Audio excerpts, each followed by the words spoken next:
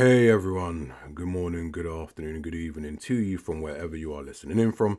It's your man Diego Ife, and you're listening to yet another upload of the Boom Podcast. So, today's upload is off the back of some thoughts I had earlier, I guess some musings about the so called black community.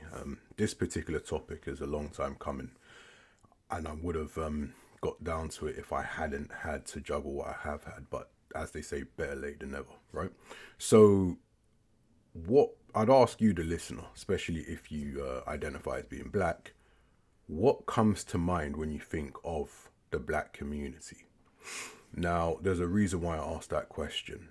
The book that I wrote, right, Ethnic Escapism and the Black Burden, it took me 7 years to write that book.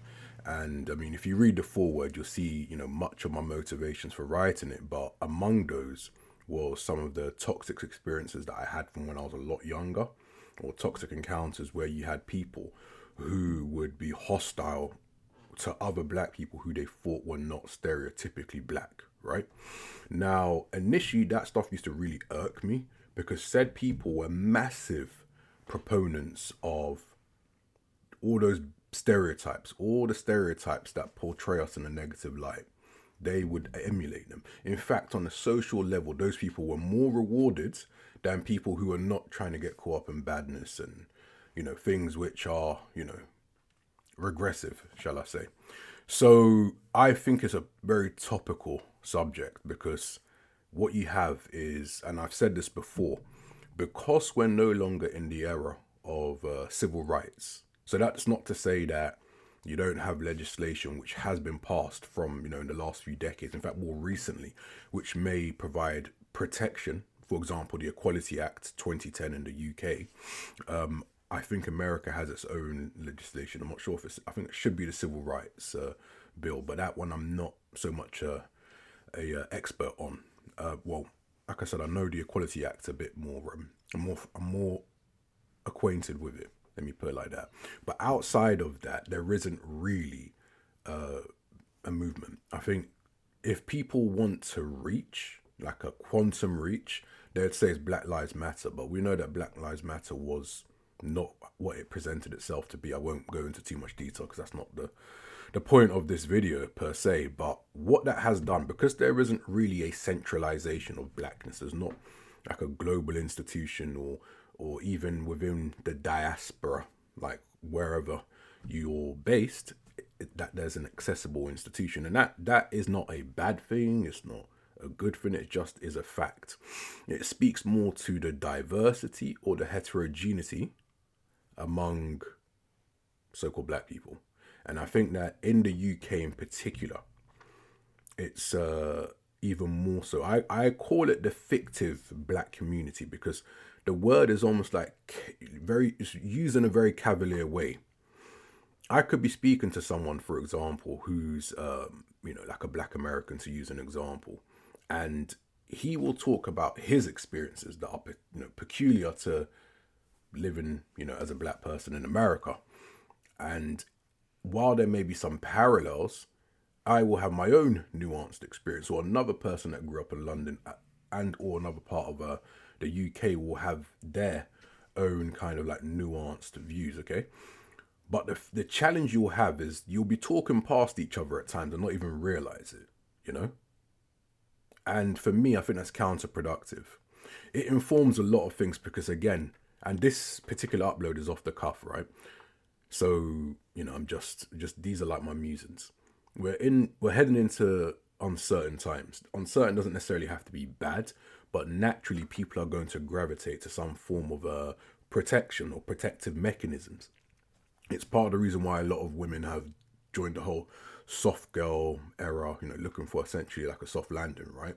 The whole modern woman, feminist, and all the other kind of sound bites and what have you are no longer starting to appeal. They're losing their appeal steadily. So in the course of doing so, what you now have is a situation where you have a deluge of women who feel that they're entitled to marriage, for example, and a deluge of men that, virtue signal to that rather than saying, you know what, right? I can empathize with, you know, your needs and your desire to have I don't want to use the word life partner, but let's just say a spouse, right? But the challenge and the thing that really irks me, the triggering thing, is those guys never speak humbly and say how, you know, it's something I've reflected on and I want to maybe transition towards being ready, for example. They will externalize the topic and say, these black men ain't. And I'm asking myself, is this guy in question subconsciously a scorned female? Because it takes something from the subconscious to say, these men are not serious. What about you? Are you serious? That question is never asked. And I think that there is somehow at best indicative of the diversity and the lack of consensus. And at worst, it might be a bit diabolical. Okay? So I don't see the point in that. You've got people that will talk community from one side of the mouth, but then they will do things that are destructive and antithetical to this idea of community in another sense. Time and again, there's a lack of compassion that I've seen from broader so-called black masses in the diaspora to certain things that have happened, certain atrocities, certain injustices. But because it hasn't received mainstream attention, right? They're not going to do it. The moment it has mainstream attention, particularly people on social media with large followings, this is like manna from heaven. It becomes clout in order to either build, pivot, or boost their personal brand. So really what it is you have a situation where it's almost like a free-for-all. You've got people who, and I want to give them credit, good people. When I say good is relative, but they are compassionate, altruistic, and they have demonstrable track records in, you know, community activity. And I find that particularly the case with a lot of the older generations. In my case, the Caribbean community, sort of like your boomers. Many of these people have long passed now, right? But your first wave of the boomers, your second wave, and to a certain extent your older Gen X's. But as the generations have come, especially with your mid to late young millennials and Z's, that sense of community isn't really present. And even to the extent that you've got people who have tried to assimilate into what they consider to be black Britishness, right? But in itself, that doesn't really exist. The designation, in case anybody doesn't know, of black was adopted by Britain only in the 1991 census. Prior to that, so-called black people were either called African, Caribbean, African, or coloured. Where black was used, it was used more so on a less formal basis. And I know this might be a small kind of observation, but the term B, or rather the B, used to be lowercase. From 91, I started to see far more frequently it being an uppercase. And what that is a transition from an adjective of blackness to a noun.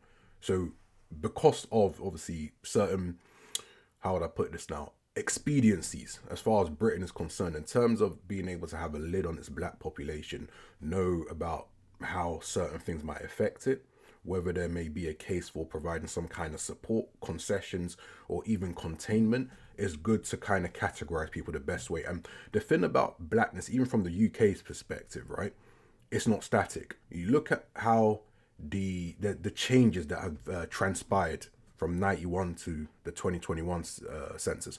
Off rip, 91, introduction of the first black African / black Caribbean, designation, largely because it had been Caribbean largely from like 1948 up until perhaps like the early 80s, but then there was a considerable flow during the 80s of Nigerians and Ghanaians to a great extent that were coming and settling in London. So they felt, okay, fine, these lot are a bit culturally different to these lot, so let's change it. 2001, they introduced mixed race category. So as far as the establishment were ostensibly concerned, if you were mixed race at 1991, you considered as black other. 91, they now brought in the mixed, so in 2001 rather, they brought in the mixed category. So for the first time, half white, half Caribbean, half white, half African could now, perhaps tick a box they might actually identify with more accurately, right? And then from 2011 to 2021, there's been more scope to identify whether you're Zimbabwean, Kenyan,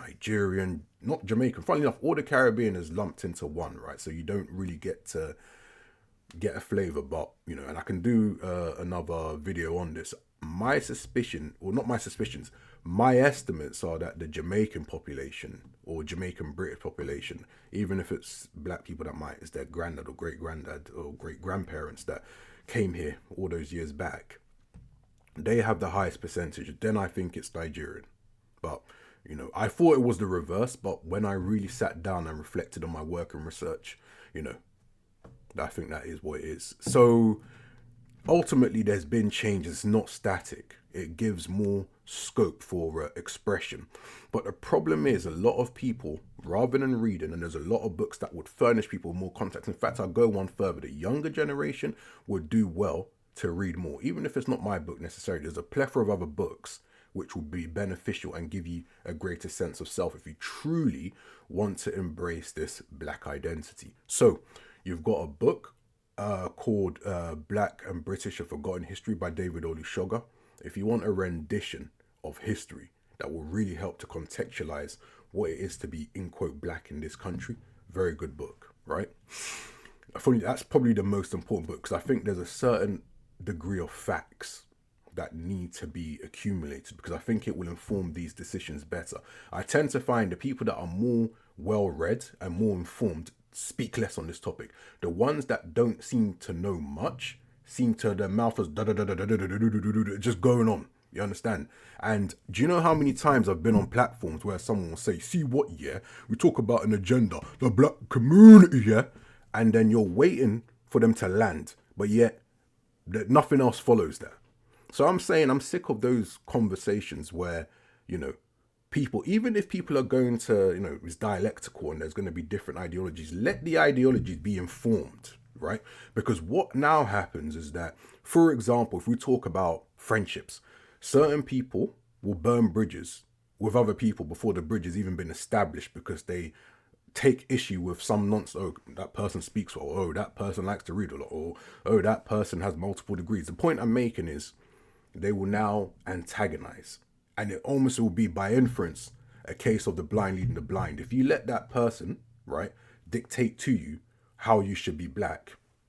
And for what it's worth, if people who claim to truly believe that black progress is the only option, then why do they shame people who want to feed their minds, who want to develop themselves? Why do they reward violence and the worst manifestations in terms of stereotypes? Why do you have people who are recently acquainted with their African heritage but choose to assimilate certain portrayals in media, negative portrayals and stereotypes of blackness? And in some weird way, and I've spoken to several people who have fallen into this category, if they find themselves, I'm talking about the men in particular, if they find themselves in trouble with law enforcement, there's a certain level of validation of like, yeah, I'm a real one. A real one based on what exactly? I'll leave that in the balance. So for me, I think it's very important, because you've got different groups that will project their ideas. In fact, to speak of projecting of ideas, I want people who are willing to drop in the comment section their experiences where, rather than another person that's black speaking to you as if you're a human wanting to get to know you as a person and not castigate or throw ideas at you, they would rather talk to you as if you're an idea, a noun first and foremost. Now, do you think, first and foremost, can you relate to that? And secondly, do you think that that is actually appropriate? Do you think that ultimately this conversation needs to be, I think it's been had in many different ways, but for the most part it's been repetitive, it's been a case of rinse and repeat. Why can't it be that there are discussions and debates that can actually not just shift the needle, but ultimately off the back of a succession of debates, it will help people learn more? I want people to really just embrace, in terms of what I'm saying, feel free to disagree with it. I completely understand it. For some people, they have their own experiences. I can't talk for them. For other people, you can't necessarily agree with something that you've not necessarily reflected on properly, right? Or at least someone that's more rationally minded. So, like I said, it's something which I consider people to embark upon in terms of really embracing the potential for debates and challenging initial assumptions or points of departure, right? So just to give you a quick heads up, and I'm going to wrap up in a moment, I want to do debates. The debates are within the so-called, I'll call it fictive black community in the UK, right? I want to do debates. It's not just based on, oh, should black people do this, or oh, should black people do that? Making sense of the present and the precipitous events, right? Or sorry, the events that precipitated the present. So I think that that would be really important. If we talk, for example, about culture wars and how that has also impeded so-called black unity in the diaspora, why has that happened? What are the historical antecedents? How does that mix in? What stats are relevant? Do you understand? So I'm saying there's almost a kind of cute way, like a very fine, almost like looking for a sweet spot where, you can really foster such discussions. It can also be, for instance, taken into account global events. And when I say global events, I'm not just talking about the whole Palestine situation, which has gained a great deal of media news. I'm not just talking solely about that. I'm talking about, for example, connections between the diaspora and the continent, right? Do we need to, for instance, look at transnationalism, aka having investments in another country, maybe over the span of a couple of decades, looking to get some land, build some property, maybe invest, whether that's in like securities, like the African Development Bank. They have a lot of securities, like gilt-edged, highly rated. They've got good yields as well, right, from what I looked at. But a lot of people I've spoken with don't even know that. And funnily enough, when you look at the countries that are members of the African Development Bank, in addition to African countries, you have the likes of Denmark, Argentina, Poland, etc. You may ask, why is that? And I'll tell you why it is. They do that because they also have pensions. They have pension pots, and they need to get returns. So as part of their broader pension strategy, the securities which are used to, to execute infrastructure projects or community projects, like, for example, providing light to, I think, a community of 1,000 people last year in Rwanda. Things like that, for example, that's what it's there for. So people who almost conflate pro-blackness, Pan-Africanism, haven't really unpicked what that looks like. How many of them know about that?